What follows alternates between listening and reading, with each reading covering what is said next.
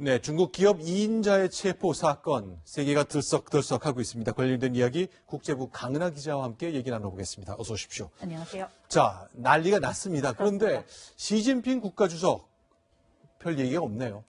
네, 이 멍완저우 화웨이 부회장 캐나다에서 체포된 그날요. 시진핑 주석과 트럼프 대통령이 이 무역 전쟁의 휴전을 위한 테이블에 머리를 맞대고 앉은 바로 그날입니다.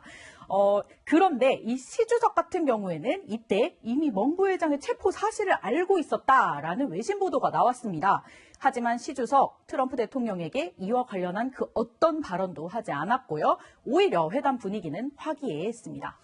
아니, 그러니까 이렇게 얘기하는 동안 결국 캐나다에서 체포됐지만 미국의 요청으로 체포한 거잖아요. 그렇습니다. 그러나 이렇게 핵심적인 기업인의 체포를 시진핑이 알면서도 얘기하지 않았다. 일부러 그런 겁니까?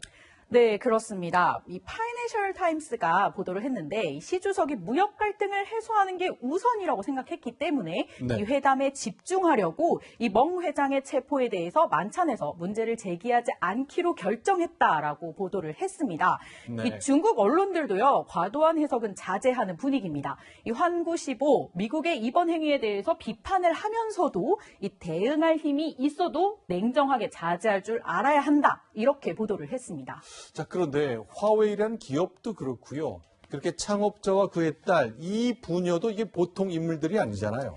그렇습니다. 이 화웨이의 창업자, 방금 말씀하신 런정페이는요, 이 인민해방군 통신장교 출신입니다. 네. 이 회사 초창기 지게에다가요, 직접 전화 교환기 제품들을 싣고 이 중국 내륙을 돌면서 판매에 나섰던 일화로 중국 내에서 굉장히 유명한 인물입니다. 네. 이 런 회장 매출의 10% 가까이를 R&D에 꾸준히 투자하면서 이 세계 최대 통신장비 업체죠, 현재의 화웨이를 키워냈습니다. 네. 그의 딸이죠. 이 멍 부회장 같은 경우에는 중국 명문대 회계학 석사입니다. 현재 화웨이의 자금줄을 틀어쥐고 있는 최고 재무 책임자입니다.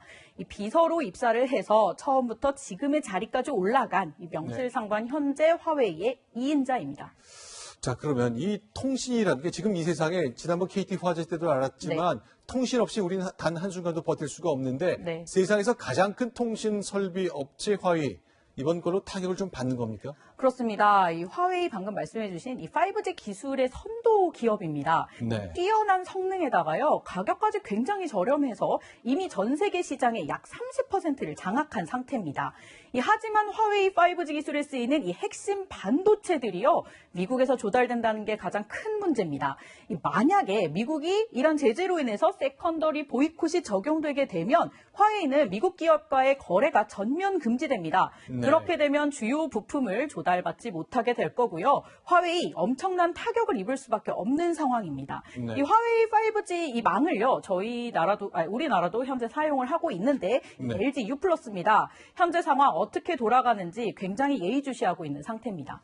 알겠습니다. 자, 미국이 갖고 있는 구매력을 바탕으로 우리 법을 어긴 외국 기업인 우리가 체포할 수 있다, 이런 상황까지 생겼거든요. 네. 자, 휴전을 요청한 석 달 동안 어떤 일이 벌어질지 계속 귀추가 주목됩니다. 강은하 기자와 함께했습니다. 고맙습니다. 네.